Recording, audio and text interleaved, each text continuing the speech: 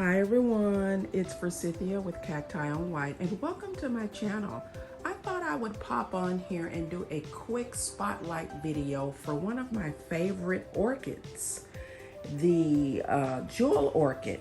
If you're interested in learning a little bit more about this beauty, keep watching.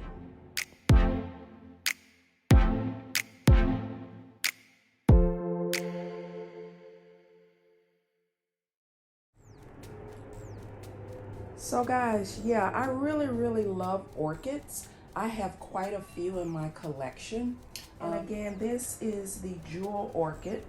It is known as the Ludisia discolor is the scientific name for it. Ludisia discolor. I've had this particular one for a while now and I got it. It was quite small. It's still not that large. But it's definitely putting out a lot of growth, and I thought, you know, why not share this beauty? As you can see in the pot here, it's got a lot of new growth. All of this here is new, and the leaves are just gorgeous.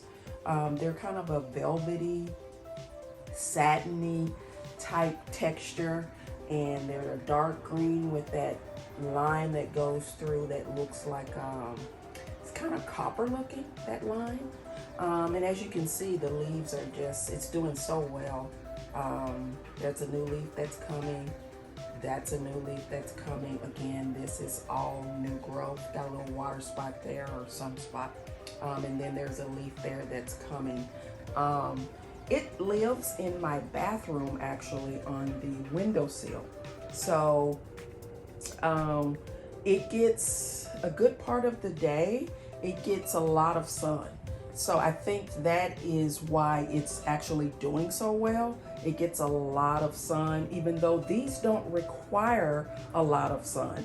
In habitat, these live in low areas, kind of understory. So they're shaded quite a bit. But obviously, like any plant, you know, think of ZZs, think of Sansevierias or Dracaenas Sansevierias. You know, they're low light plants, but they thrive when they get a lot of light. So this Jewel Orchid is no different. So it's getting a good fair amount of light on the daily basis, and it's responding very well to that light. It is in a self-watering container, so it's kind of moist all the time, which it's an orchid and it's epiphytic, so it does appreciate the moisture. So I will give you a couple of care instructions about the plant. So again, it doesn't require a lot of sun, but if you can get it in a position where it gets a little sun every day, I think it'll fare well. You know, if it's in shade or an area that doesn't get a lot of sun, well, obviously it will grow a bit slower for you. So I would suggest maybe a north-facing window would work well for this plant. The soil needs to stay slightly damp for it, as I said earlier. This one is in an orchid mix. You want the mix to be fast draining, but it's kind of a juxtaposition. It needs to be fast draining, but it also, you know, the soil mix, you need to mix in some perlite, and it's recommended to put a little peat moss in it, and that's, I guess, to hold some moisture for it.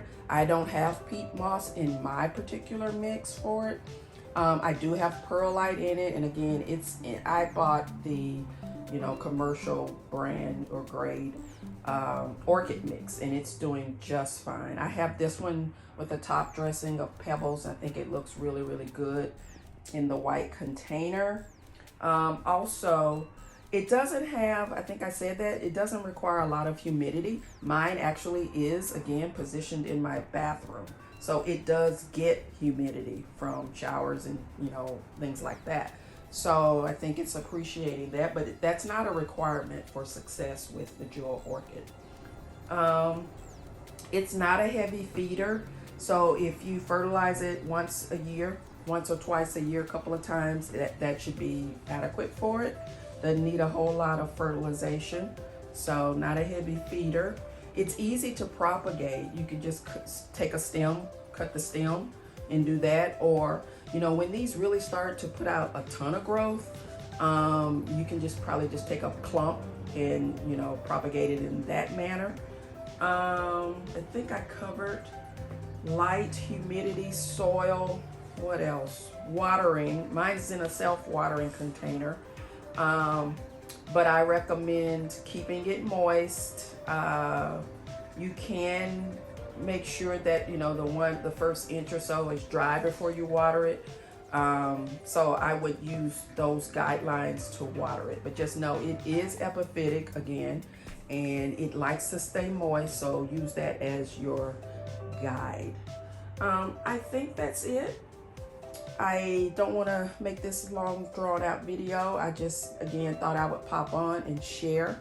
I was actually getting dressed and I looked over and I realized I've never actually made a video about the Jewel Orchid. And again, the Ludisia orchids, there's different ones. This is just one of several in that genus. So check them out. They are stunning plants. They are very, very pretty, as you can see here. So I definitely recommend adding them to your houseplant and or orchid collection, because they are showstoppers. Just, I mean, again, look how gorgeous this is. You know, I love it. I'm gonna add a couple more Ludidias to my collection, because they're easy to keep, they're fun, they're beautiful. Why not? So I'm gonna take this guy back to where he lives or she lives on the daily basis, and I'm gonna grab some lunch. I hope you guys are having a great day. If you like this video, give it a thumbs up.